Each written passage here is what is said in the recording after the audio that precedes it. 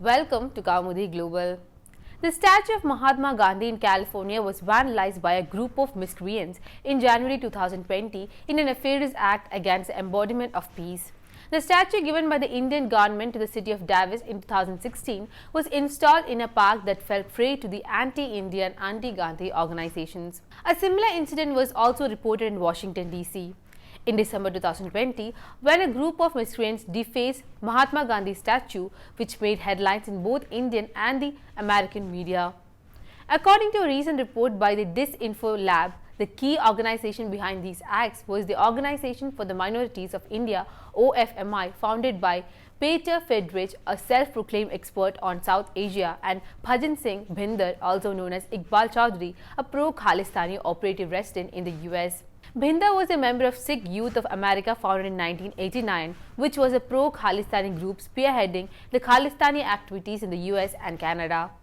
The group was under the radar of the government in Ottawa and Washington on various occasions for their links with the International Sikh Youth Federation based in Canada, in a drug trafficking case. In the infamous Lal Singh versus State of Gujarat case, Bhinder was named as a financier of the planned terrorist attacks in India.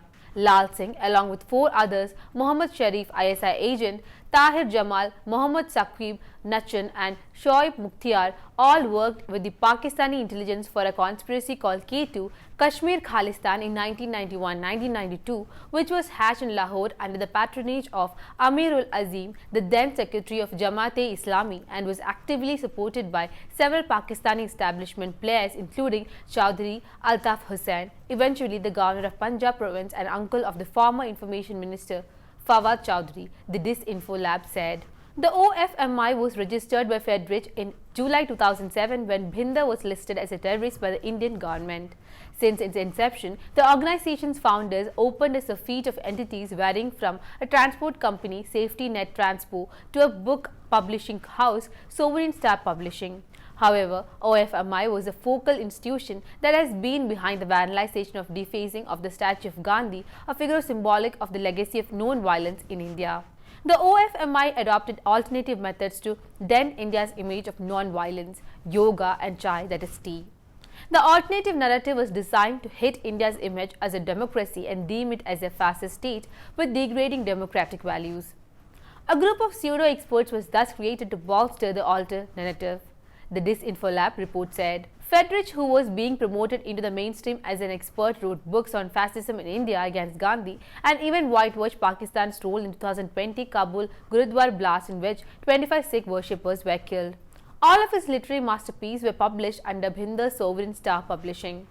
India is seen as a rising nation, and chai, yoga and Gandhi are symbols of the Indian soft power and are considered a gift to the world. Pieter systematically targeted these soft power elements of India through several books that he doled out under different names ranging from Patrick J. Nevers to Pieter Friedrich.